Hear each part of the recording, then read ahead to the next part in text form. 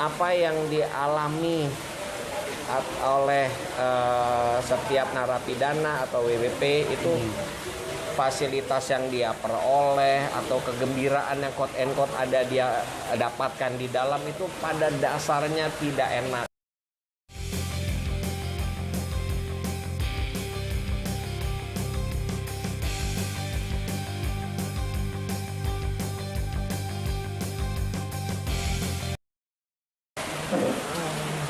Ya, malam ini saya bersama Bapak Pugu Wirawan, SH, MHum, MHamil, dan Ketua Konsultan Pemasyarakatan Indonesia. Topik yang akan dibahas terkait dengan Saiful Djamil. Udah lama kita nggak ngobrol ya, Pak? Wah, udah hampir berapa tahun yang lalu ya, hampir Itu lama kita ketemu. Ini baru ketemu lagi nih kita. Makin ketemu. Siap. Makin ganteng, yang jelas memang sosok mudanya ganteng. Idola banyak weces-weces. Ya, tetapi kita bicara tidak weces-weces, tidak cewek-cewek, Pak. Kita bicara tentang Saiful. Dari kacamata hukum, seperti apa nih, Pak Saiful? Tentang Saiful Djamil ya, yang kelihatannya lagi jadi trending topik ya. Ini saya juga sebagai Ketua Konsultan Pemasyarakatan Indonesia ingin urung rembut ya, ingin berdiskusi juga terhadap fenomena yang terjadi saat ini gitu. Saya sih melihat ini dari kacamata hukumnya juga terkait, sama ada dari aspek sosialnya juga ada ya. Ini kita nggak bisa lihat sepotong-sepotong, memang kita harus melihat secara keseluruhan. Tetapi kalau memang melihat dari kacamata hukum, apa yang diperoleh oleh Bang Ipul ya, Saiful Djamil itu semuanya itu pasti sudah ada rujukannya ya, karena sudah ada diatur di dalam Undang-Undang Pemasyarakatan, terus kemudian juga sudah ada di peraturan pemerintah, terus juga sudah ada juga dari peraturan Menkumham ya.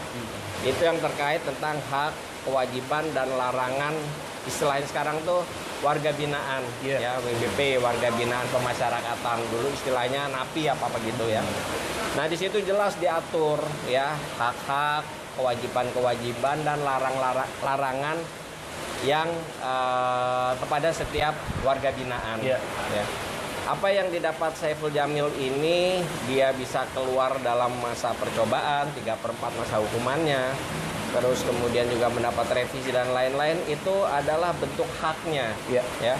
Haknya karena apa? Karena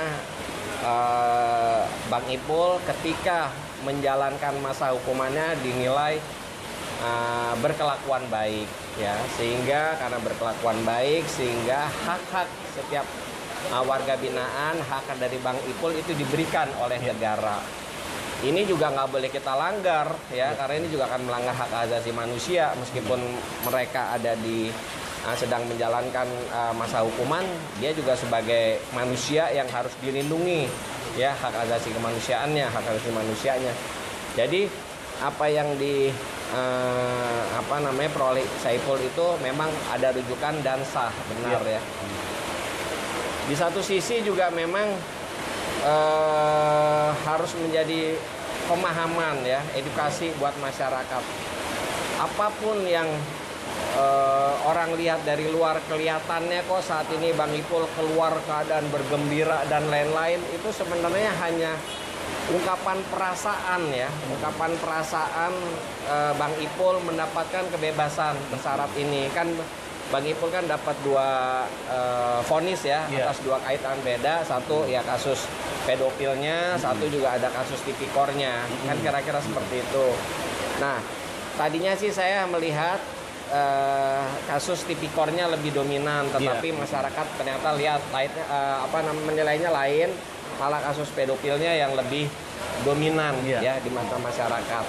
Tetapi apapun itu kasusnya, perlakuannya tuh sama ya, tetap yang diterima oleh warga binaan. Kegembiraannya tidak diluapkan, tidak salah ya. Cuman mungkin yang harus diperhitungkan adalah tampilannya, ya. Mungkin kalau bergembira dijemput dengan mobil tidak apa itu mobil merek terkenal, ya. Mungkin dengan yang lebih sederhana, mungkin lain lagi ceritanya, ya. Toh sama-sama naik mobil, ya. Terus mungkin juga dengan tidak pakai kalung apa namanya bunga, ya. Kan sama aja, ya. Jadi mungkin yang harus dikoreksi hanya tampilannya aja. Jadi gini, ada beberapa pihak yang cukup tajam berbicara mengenai kemasan yang melihat Bang Ipul keluar dari penjara. Artinya tuh mereka melihat ini tidak bagus, jadi contoh yang tidak baik bagi masyarakat dengan cara-cara yang begitu euforianya keluarnya Bang Ipul dari penjara saat itu ya. Nah, bagaimana menurut Pak Pugu?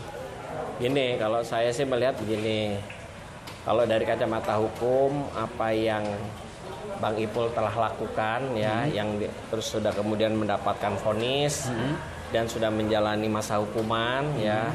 Kalau saya di mata hukum sih menilai ya sudah clear, sudah selesai ya.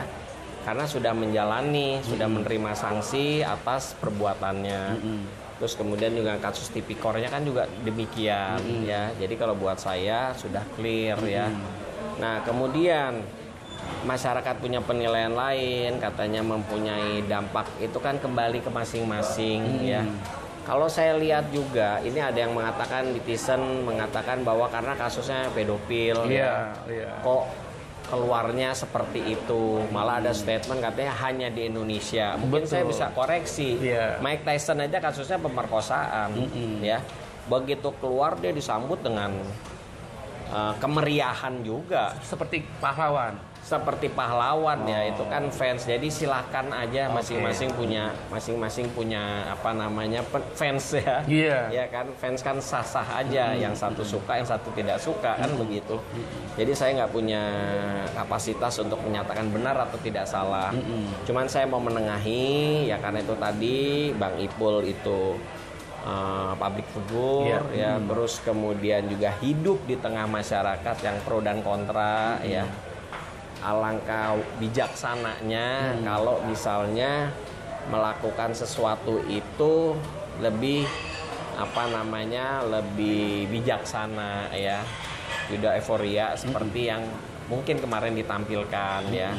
Benar menurut Bang Ipul, tapi kan ada masyarakat lain yang menilai. Tapi kalau akhirnya katanya menimbulkan dampak yang apa namanya negatif ya, kok saya nggak berani menyatakan seperti itu gitu, karena masyarakat kita juga sudah pintar, ya kan, sudah bisa menilai gitu. Nah, mungkin juga netizen yang menyerang Bang Ipul atau yang berkomentar negatif tentang Bang Ipul ya karena tidak suka. Bisa apapun juga yang dilakukan, apapun yang dilakukan kalau tidak suka ya, ya apapun salah, kan gitu. Kira-kira seperti itu. Iya. Jadi Bang Ipul, netizen, cermati apa yang disampaikan oleh Pak Pugu, agar kita nih hidup bertetangga ini damai-damai aja ya Pak. Iya, saling menghargai aja, respect lah, ya kan. Kita juga apa namanya, masing-masing bebas berekspresi ya. Cuman kira-kira ekspresi apa yang mau kita tampilkan, kita juga harus pikirkan ya.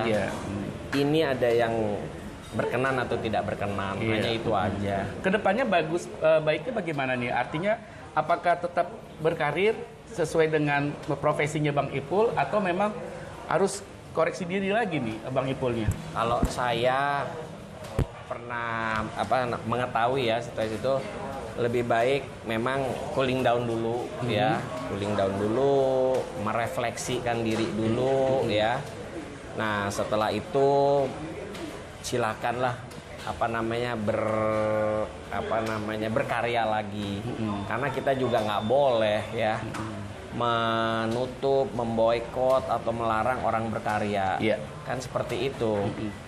Ya kira-kira seperti itu. Jadikanlah pengalaman masa lalu itu sebagai guru yang berharga kan begitu. Ada yang disampaikan yang lain Pak selain itu dari untuk khususnya ke Bang Ipul? Pesan saya buat Bang Ipul, jangan kecil hati, tetap berkarya.